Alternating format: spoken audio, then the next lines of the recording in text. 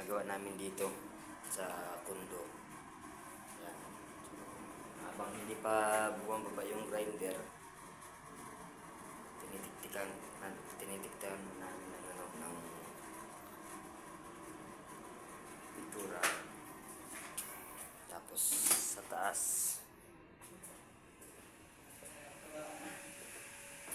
umalikabok na, grabe na.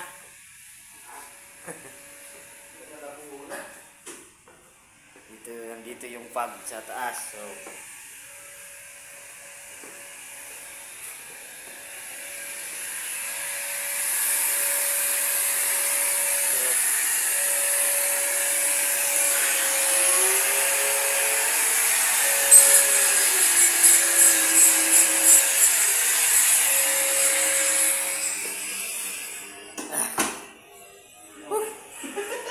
kaya